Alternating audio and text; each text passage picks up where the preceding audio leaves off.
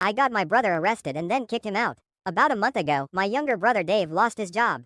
He had been struggling to find a new one, and my wife, Emma, and I offered for him to stay with us temporarily until he gets back on his feet. Emma and I have a 6-year-old daughter, Megan. At first, it seemed fine. We told him, "You have your space, we have ours, and Megan's routine stays the same." That lasted maybe 2 days. Since then, it was a nightmare. He left his dirty dishes in the sink for days, he would barge into Megan's room without knocking, and he would constantly undermine me and Emma in front of her. One day, I caught him scrolling through Megan's tablet without permission. He laughed it off and said, "Relax, she won't remember." He had friends over late at night, played loud music which would disturb our sleep, and always kept our living room in chaos.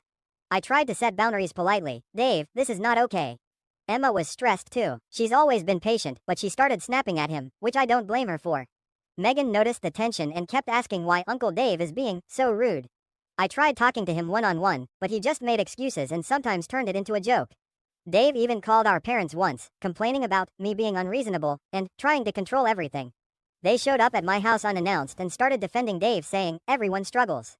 He's family. He's doing his best." When I explained how he's disrupting our lives, my mom waved me off. "You always make everything a big deal. It's not that serious." Dave smirked the whole time while I stood there feeling cornered.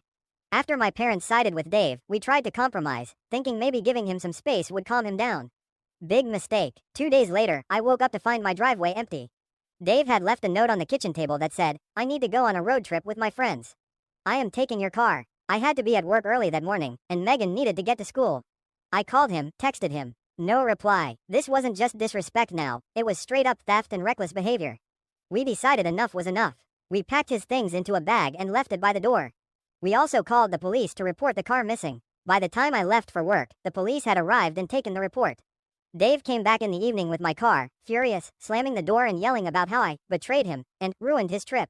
He had brought our parents too, and they started defending him again. Mom said, "He made a mistake, you don't have to make it bigger than it is." Dad added, "You have always been harsh on him. He's your brother." I looked Dave dead in the eye and said, "Emma and I are done tolerating this. If you want the police complaint to be withdrawn and avoid arrest, you have to leave. You cannot keep living here and treating our home like a hotel or our things like your own." Dave went ballistic, shouting that I was ruining family and picking sides. But I didn't back down. In the end, Dave left in a huff, still muttering, "But I didn't care anymore. This house, this family, and our daughter's safety comes first." Dave has now moved into my parents' basement and none of them are speaking to us now.